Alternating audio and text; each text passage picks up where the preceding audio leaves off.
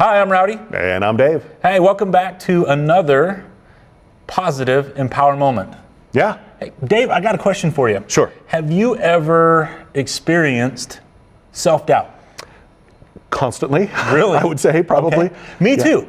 Today, we're going to talk a little bit about self-doubt, but more importantly, what leads to self-doubt, which is, in my opinion, self-talk. Have you ever heard of that before, Dave? I absolutely have. And we talked about that an episode or two ago about Right. negative self-talk and positive self-talk. We didn't talk about we talked about positive self-talk. Right. Not so much about negative self-talk. Right. So we're going to touch base a little bit on that today. Lately I've been reading this book, What to Say When You're Talking to Yourself. And there's some certain things out there that kind of relate to me. Some people out there that know me very well know that that's one of my downfalls, is negative self-talk. And I don't think I've met anybody out there that has never experienced self-talk in some way, whether it's been positive or negative. Most of the time, I think in the book by Dr. Shad Helmstetter, I hope I'm saying that right, the book that I read, he said that, if I remember right, 77% of all self-talk is negative. Wow. And that's a lot. That's a huge percentage. Basically 3/4 if I'm doing math is hard. Math's hard for me too. That's basically 3/4 of the time. Right.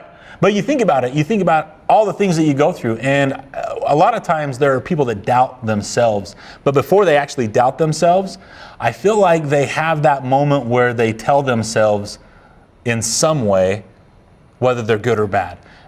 What I mean by that is I have a huge tendency, when I take a test and I don't do well on my test that I take, one of the first words out of my mouth or in my head is, man, I suck. I'm horrible at this. Yeah. Rather than what can I take away from not getting the grade or the score that I want on that test. Does that make sense? Absolutely. I could see it even if you did all right on the test. Right. You get maybe 80, 85, 90%, something like that. Yeah. You're like, dude, I didn't do perfect. I suck. Exactly like you say, Yeah. I suck. Yeah. I've had that happen. It happens all the time. And I think the older we get, I think it happens more and more because we have this, whether it's expectation on ourselves, or I feel like we do a lot of comparison with other people. And if we haven't met that goal or been brought to the level that we feel like other people are looking at us, that we do a lot of self-talk, a lot of negative self-talk.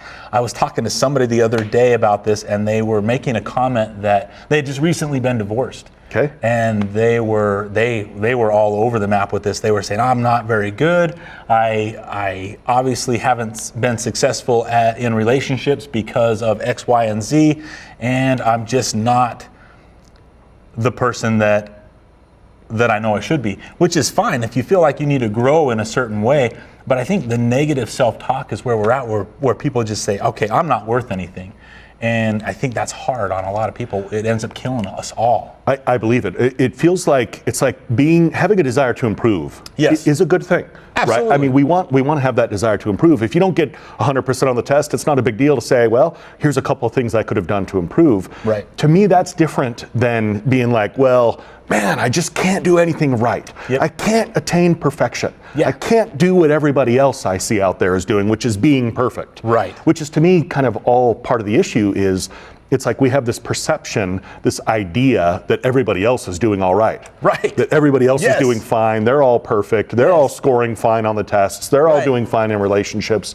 And what we don't realize is that everybody suffers with this kind of stuff. As you said, 77%, that's a significant number of Right. negative self-talk going on. Absolutely. And I don't know if that's a true number. It resonated with me, like, hey, that makes sense to me. It makes sense to me too. Right. Because I look at my own life and think about all the times that I'm like, man, that was stupid. I shouldn't have done that. I'm stupid. I shouldn't have done that or made that decision. And I think that can be good and it can be bad. But I think more times we lean towards the negative stuff because it's easier for us to accept the negative stuff than it is for us to accept the positive stuff. That's what it's all about, right? It's almost easier to cut ourselves down. Absolutely. And that cut down almost comes automatically. Right. It's like, oh man, I'm stupid. It's like, it reminds me of Chris Farley, right? Right. You remember when you used to do that? Oh man, stupid, right? That's what that Yes. reminds me of. Absolutely. It's like, except it all goes on inside our minds. Absolutely. Yeah. And I think it happens, and you just touched base with it just now, and I think that's important. Self-doubt comes with negative self-talk, in my opinion, and it all starts with, it can be either just that small little voice in the back of your head saying you're not worth anything, or it could be the fact that you are physically standing in front of the mirror telling yourself that you're no good. I think that negative self-talk is just it's weighing us down, and it can be a killer for all of us.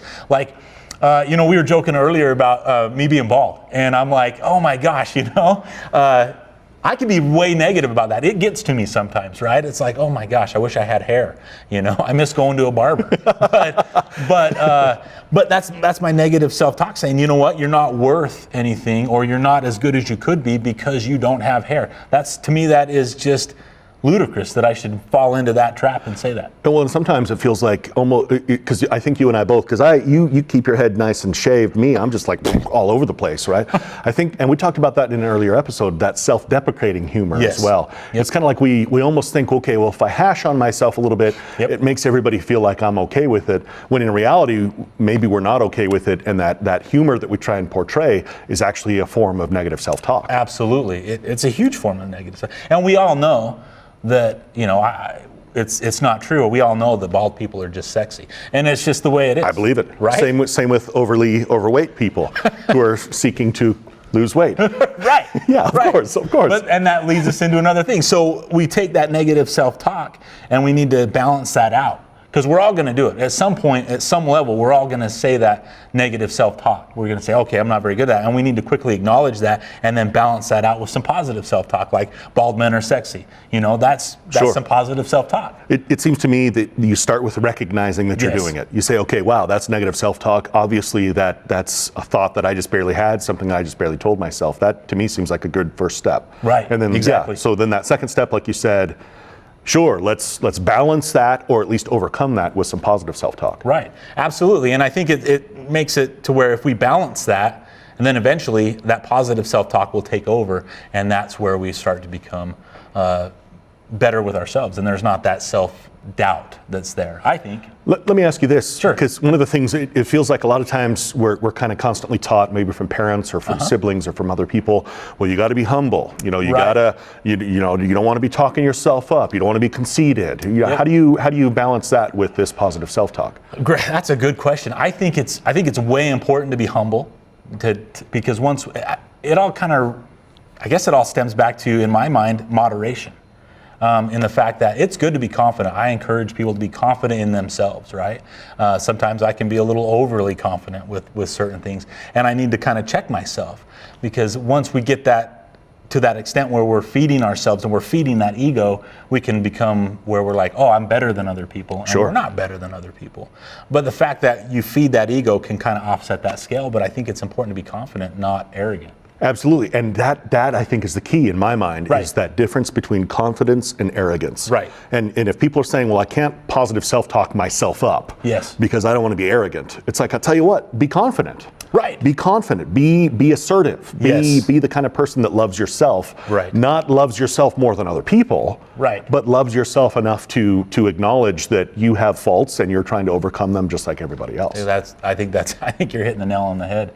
I don't know. What do you guys think? Maybe make some comments and see what your thoughts are on that, because this is something that really kind of interests me a lot, is this negativity that goes out there. And that's kind of the point of what we're doing here, is trying to break that negativity, whether that's self-talk or self-doubt.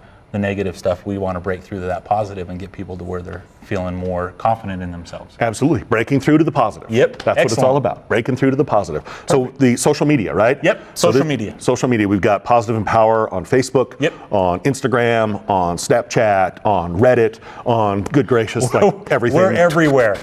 So find us, like us, and follow us. Yep. Absolutely. Good to have you here. Yep. Thanks for coming.